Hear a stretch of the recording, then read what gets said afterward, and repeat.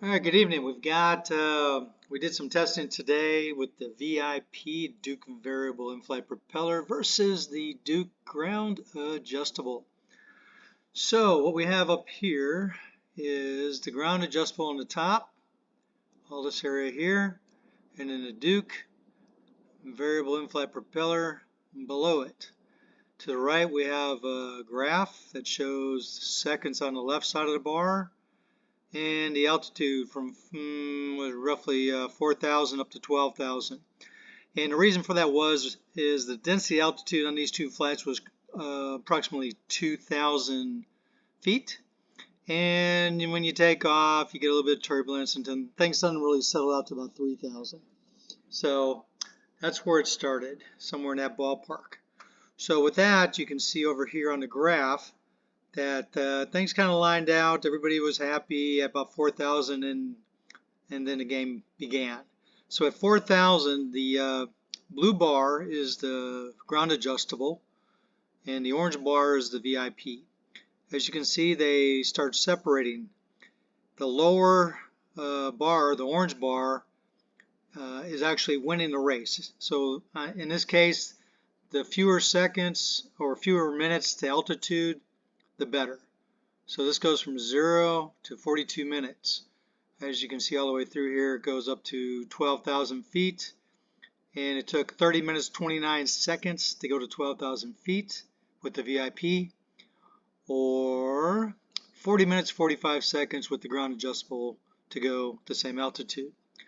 Now, where it really showed up is from 5,000 to 8,000, there is separation. Yeah, it's not dramatic, but as you can see here, like 9,000, and actually it started closer to 8,000. But in this ballpark right here, oops, let's see if I can stop this.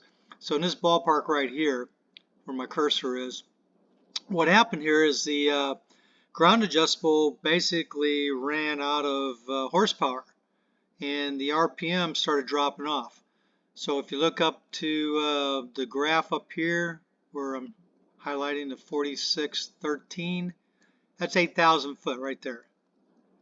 4613, 9,000, 4613, and then as you reduce or go below that, it's 45, 52, 45, 11, 44, 93. Basically, well, not basically, but what it was doing was losing out of horsepower, and there was no adjustment of the prop. It's ground adjustable. So 10,000, 11,000, 12,000, that was all based on the same pitch, and the horsepower was full throttle as it was. Whereas down below 10,000, everything was still in the 4600s, and as soon as 10,000 came up, and you can see a slight dip, 45, 52, all I had to do is increase the RPMs, keep them up, and it continued climbing at a higher RPM. And that's why you had, or you can see where the separation continues, and the VIP beats the ground adjustable to altitude. The other thing, the other difference is on takeoff, on the ground roll. The max up here on the top left, let's see if I can highlight that, not really, but let me see if I can yellow it. There you go. Right there, it's 49.74 on the takeoff RPMs, max pitch, or not max pitch, but max RPM for the ground adjustable. And below it, and I'm going to highlight that, 6,000 was the max RPM for the variable in-flight propeller. So the difference of, let's just say 5,000 to 6,000 is dramatic. It will push you back in the seat, and yeah, you just feel like a little drag racer.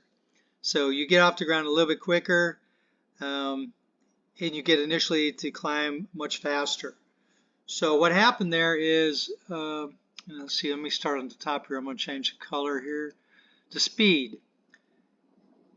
I'm going to change that to, let's go with orange. No, let's go with green. So there and here. So the variable, or the ground adjustable, the speed at 4,300, that was level flight, and to get 4,300 RPMs, I had to pull the throttle out. So that speed was 96, indicated 98 true, burning 4.1 gallons an hour. Now on the variable pitch, I had full throttle, and I just simply adjusted the pitch. and that gave me correspondingly 111 indicated, 115 true, and 4.6 gallons per hour. So a little bit more fuel, so it wasn't a exact apples to apples, but it's still enough to know that there was an increase in speed versus pulling the throttle out. Now below that, let's go with, what color should we choose here? How about, let's just go with that color there, whatever it is, like an orange. So we're going to do that and put the one below it here too. So at 48.55, that was the max throttle.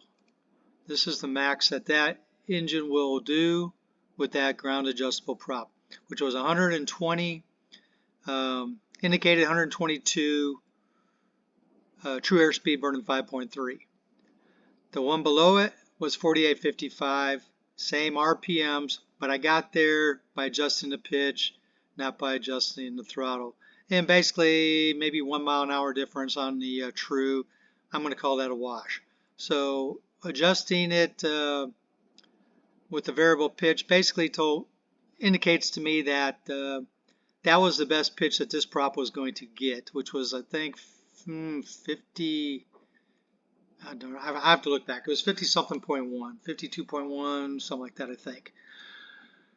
So, yeah, so that's kind of a wash there, but I had to pull the prop back on the variable pitch to get that, whereas that was all that this Duke had. I should have actually done a higher RPM just to increase the speed, just to show you that I could do it. But I didn't, because I wasn't thinking about that. So back to where it is. The Duke propeller, while it is more expensive than the ground adjustable, it will give you a kick in the seat of your pants on takeoff. It will get you up to altitude faster. For a given altitude, it will get you up there faster. And if you wanted to maintain it all the way up, you can do that. So it's just a multiple win scenario. And yeah, I would not go back to a ground adjustable. I liked it. Thank you very much for letting me try it. But the variable in-flight propeller is a game changer with this engine. And yeah. All right, so that's it. I've got nothing more for you. Y'all have a good night.